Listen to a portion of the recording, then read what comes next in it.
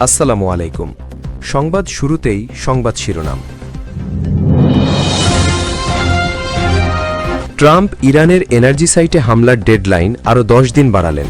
Israel তেহরানের কেন্দ্রস্থলে বড় হামলা চালিয়েছে। লেবাননে স্থল অভিযান বাড়ানো হয়েছে। ইরান ইসরায়েল যুদ্ধে গাজায় মৃতের সংখ্যা ৭২,০০০ ছাড়িয়েছে।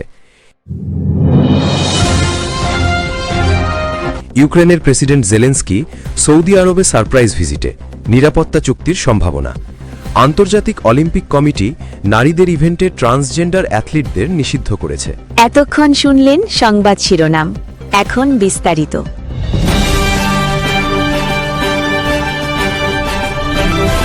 মার্কিন প্রেসিডেন্ট ডোনাল্ড ট্রাম্প ইরানের তেল, গ্যাস ও পাওয়ার প্ল্যান্টে হামলার সময়সীমা ৬ এপ্রিল পর্যন্ত বাড়িয়েছেন। তিনি বলেছেন, ইরানের অনুরোধে এই সিদ্ধান্ত নেওয়া হয়েছে এবং আলোচনা খুব ভালোভাবে চলছে।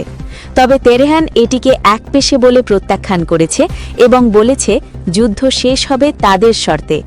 এদিকে হরমুজ প্রণালী এখনও কার্যত বন্ধ, যা বিশ্ব তেল সরবরাহে বড় প্রভাব ফেলছে। ইসরায়েলি বিমানবাহিনী তেহরান সহ ইরানের বিভিন্ন সামরিক ও কৌশলগত স্থানে নতুন করে তীব্র হামলা চালিয়েছে। একই সঙ্গে লেবাননের বৈরুতে ধোঁয়া দেখা গেছে এবং দক্ষিণ লেবাননে লিতানি নদীর দক্ষিণাঞ্চল দখলের লক্ষ্যে স্থল অভিযান জোরদার করা হয়েছে। ইরান পাল্টা মিসাইল হামলা চালিয়ে ইসরায়েলের হাইফা ও ডিমোনায় আঘাত করেছে।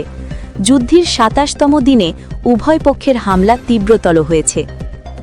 গাজা স্বাস্থ্য মন্ত্রণালয় জানিয়েছে, ইসরায়েলি অভিযানে মোট মৃত্যু ৭২,০০০-এরও বেশি হয়েছে। যুদ্ধ শুরুর পর থেকে এই সংখ্যা ক্রমাগত বাড়ছে। জাতিসংঘ সহ আন্তর্জাতিক সংস্থাগুলো গাজায় মানবিক সংকটের তীব্রতা নিয়ে উদ্বেগ প্রকাশ করেছে।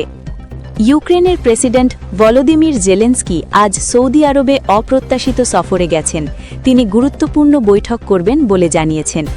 মধ্যপ্রাচ্যের যুদ্ধের মধ্যে সৌদি আরবের সঙ্গে নিরাপত্তা ও বিমান প্রতিরক্ষা সহযোগিতা জোরদার করার লক্ষ্যে এ সফর। ইউক্রেন তার ড্রোন প্রতিরক্ষা প্রযুক্তি শেয়ার করতে প্রস্তুত। আইওসি নারী ক্যাটেগরিতে ট্রান্সজেন্ডার নারীদের অর্থাৎ জন্মগত পুরুষদের অংশগ্রহণ নিষিদ্ধ করার বড় সিদ্ধান্ত নিয়েছে। এটি বিশ্বব্যাপী বিতর্কের জন্ম দিয়েছে।